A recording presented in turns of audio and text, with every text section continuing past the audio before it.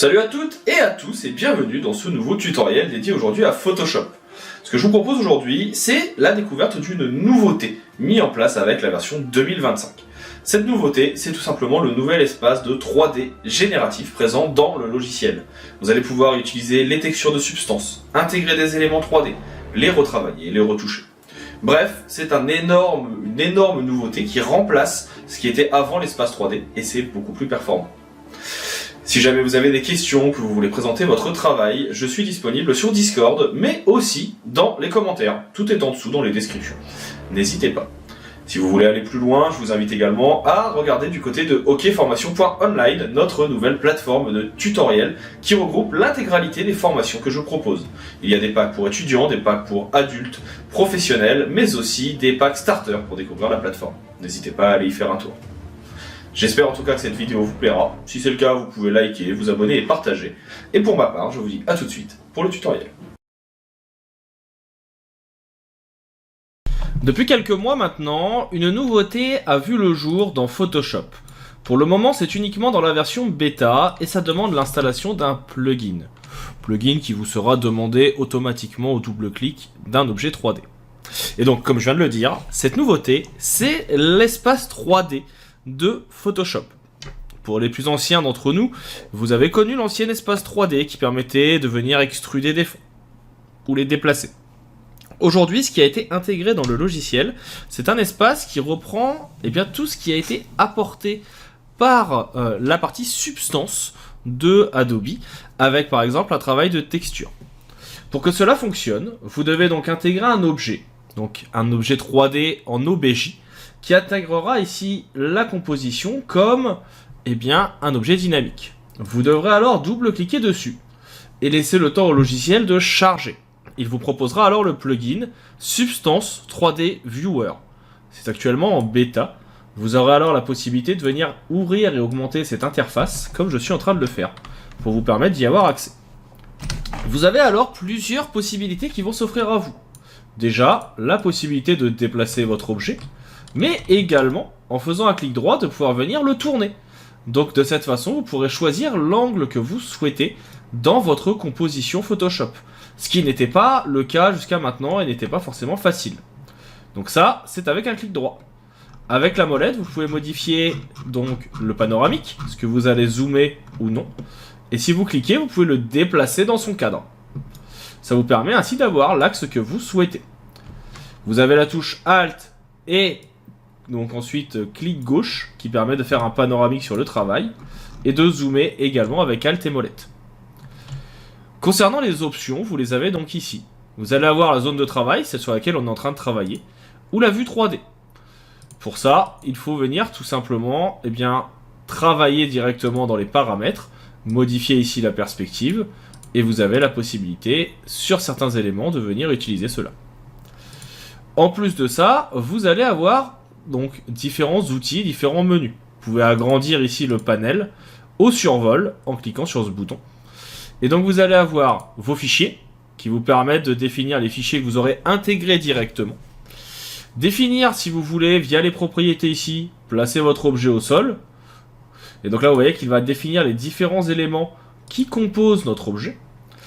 On peut venir, donc soit placer le tout au sol, les placer sur l'origine. Donc là, vous voyez que ça redescend. Bien sûr, le CTRL Z est fonctionnel. Ou bien les replacer sur un axe Y ou Z. Vous avez bien sûr quelques informations sur le fichier, le nombre de faces, le nombre de vertex et le nombre de matériaux. Pour l'instant, on n'a qu'une seule matière. Et ici, les informations type, position, rotation et taille. Vous avez ensuite Apparence. Apparence va vous permettre de venir appliquer des textures. Pour ça, vous avez ici donc la possibilité de venir retrouver votre objet, qui est décomposé pour le cas en deux ici. Vous pouvez afficher des propriétés supplémentaires. Elles sont assez nombreuses et vous permettent par exemple de venir définir vous-même une texture. Est-ce que vous voulez un côté plus transparent?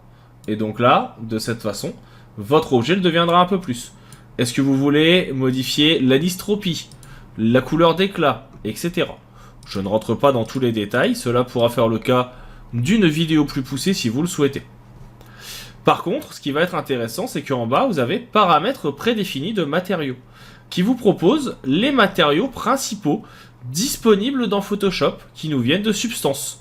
Je peux ainsi, si je le souhaite, définir que, eh bien, je veux que mon chat, il soit en or. Je fais glisser ma texture, et ça remplace automatiquement. Je veux que ma partie qui est ici, en bas, ce soit quelque chose qui soit, par exemple, en marbre ou en pierre. Et donc là, je peux venir le faire glisser dessus, et le marbre apparaît. Et je rappelle que vous pouvez toujours venir le tourner si vous en avez besoin. Vous avez besoin d'avoir une statue qui soit en bois, plutôt. Eh bien, hop, on a une texture bois. Et vous pouvez l'ajouter. Vous avez besoin d'avoir une texture spécifique peut-être sur les yeux. Parce que si vous regardez bien, même quand je viens remplacer ici en or, les yeux ne changent pas. Et bien peut-être que vous avez envie de venir mettre un effet plastique spécifique ou une autre couleur. Vous pouvez venir sélectionner ces éléments. Et au lieu de les mettre en noir, vous dire, ce que je veux, c'est que ça soit une couleur qui soit plutôt rouge, plutôt bleu. Est-ce que c'est pas plutôt des émeraudes, etc. Et donc ça, vous pouvez le changer également. Bien sûr, vous avez toutes les options dont je vous ai parlé tout à l'heure. Le côté, encore une fois, translucide avec la dispersion. Donc est-ce qu'on veut que nos yeux soient peut-être un petit peu plus transparents? Est-ce qu'on veut qu'il y ait une meilleure réfraction de la lumière et autres? Ça, c'est la première possibilité. Bien sûr, nous avons ici uniquement les fonctions de base. Vous pouvez faire des recherches, mais vous pouvez aussi en intégrer. Pour ça, vous allez directement sur le site Substance qui vous permettra de pouvoir en proposer. Vous voyez également que maintenant, j'ai également la zone 3D qui apparaît. Donc là, vous avez la possibilité de définir un peu différemment votre objet. Ça a mis un peu plus de temps à charger comme on est sur une bêta. Mais donc, vous avez ainsi la possibilité même de pouvoir venir, si vous le souhaitez, déplacer des éléments. Vous avez la possibilité de pouvoir venir les tourner, si vous le souhaitez. La partie suivante, qui est ici, s'appelle composition. Ça permet donc, comme c'est noté, de contrôler la position, l'orientation et l'échelle. Et donc, on retrouve ici la possibilité de modifier par exemple l'arrière-plan. Pour modifier l'arrière-plan, ils vous disent qu'il faudra le faire dans Photoshop directement. Et on retrouve les options qu'on a vues tout à l'heure. On a aussi la lumière, avec la possibilité d'avoir des styles lumineux, atelier, extérieur ou studio, ou bien de venir en ajouter. C'est des fichiers donc EXR que l'on peut télécharger. Bien sûr, vous pouvez aussi venir modifier vous-même la luminosité. Vous pouvez vous-même modifier la rotation de la lumière, et ainsi avoir quelque chose qui correspond à ce que vous voulez. Vous pouvez placer ici au sol l'élément. Ça permet de venir ajouter, comme vous le voyez, une ombre portée. Si jamais l'ombre est coupée, comme c'est le cas ici, pas de souci. Repassez en mode qui est ici de création, et vous allez pouvoir venir agrandir votre zone de travail. Donc ça, hop, je vais revenir sur mon fichier. On est en zone de travail. J'ai encore un petit peu de mal à retrouver mes petits.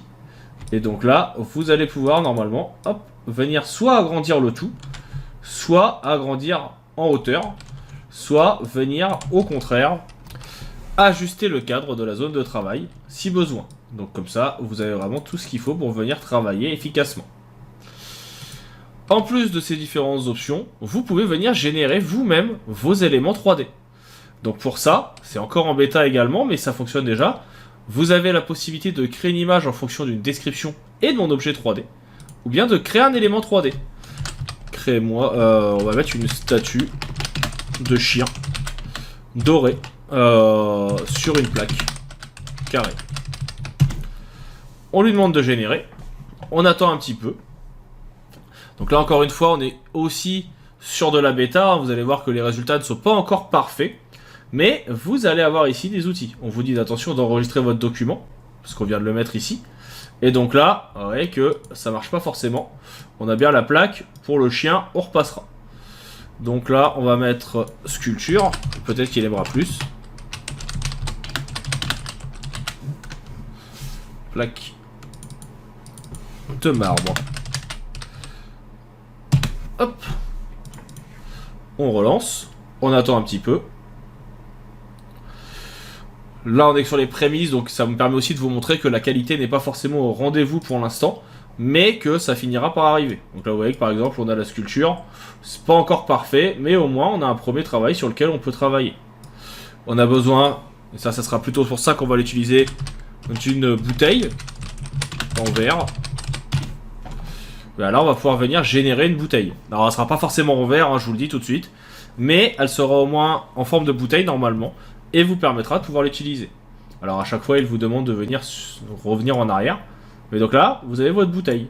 Et donc, vous pouvez venir la sélectionner. Et là, plutôt que d'avoir cette texture de verre qui n'est pas forcément optimale, bah, je peux très bien aller en chercher une autre, qui sera une texture qui correspondra un petit peu plus à ce que je veux. Donc là, par exemple, bah, cette texture de bouteille, on laisse charger. Ah, on me dit que ça ne marche pas encore sur les éléments générés. Ça viendra. Ça, c'est le problème de la bêta. À tout moment, bien sûr, vous pouvez revenir en arrière. Vous avez la possibilité de réouvrir des fichiers récents. Donc là, je peux très bien aller rechercher les fichiers que j'avais juste avant. Donc je vais aller ouvrir mon élément 3D qui était sur mon ordi, le petit chat, et on va pouvoir le récupérer. Donc pour ça, on va aller récupérer notre OBJ que j'avais récupéré sur Adobe Stock. Et donc là, je peux récupérer mon chat de base. On peut refaire les modifications qu'on avait faites. Ça me permet de vous montrer aussi le rendu dans Photoshop après. Donc on avait mis ici, hop, du doré. Pour le dessous, j'avais dit du marbre. Et donc, une fois que vous avez fini, que la position vous plaît, que ça correspond à ce que vous voulez, on vérifie bien sûr qu'on a bien mis toutes nos luminosités, toutes nos ombres comme on le souhaitait. Donc là, on a bien l'ombre qui est placée au sol. La lumière, ici, on va prendre un atelier, parce que j'aime bien le style. La couleur d'arrière-plan, voilà, peut-être un peu plus... Bon, peut-être pas... Non, noir, c'était bien. On va remettre ce qu'on avait avant. C'était très bien. Donc, studio. Là, c'est beaucoup trop sombre, donc ça va être plutôt du gris. Et donc, une fois que c'est fait, on peut soit l'exporter vers Photoshop, soit exporter une image directement. Comme là, on a fermé ce qu'on avait fait tout à l'heure, et bien, automatiquement, vous voyez qu'il a enregistré ce qu'on avait proposé. On a notre élément qui est en place. Si vous voulez revenir, vous pouvez réouvrir l'outil, vous double-cliquez. Dites, ah bah là, en fait, la position ne me plaît pas par rapport à mon interface. Ce que je veux, c'est qu'il soit dans ce sens-là. Vous revenez vers Photoshop. Et là, la magie va s'opérer. Une fois que c'est fait, si je viens réduire, vous voyez qu'il va venir normalement se retourner dans l'autre sens avec la vue que j'aurais choisie. Donc voilà pour ce petit effet 3D. Vous voyez que c'est plutôt pas mal. Hein. Là, par exemple, après, bah, vous pouvez venir mettre par-dessus un petit masque de fusion. Je peux venir, hop, effacer un peu mes ombres qui sont un peu trop fortes par endroit. Et je peux venir utiliser donc ma sculpture, je peux travailler dessus, je peux venir l'utiliser dans ma composition, je peux venir l'agrandir pour la réutiliser si besoin. Comme c'est de la 3D, vous voyez que ça se met à jour automatiquement.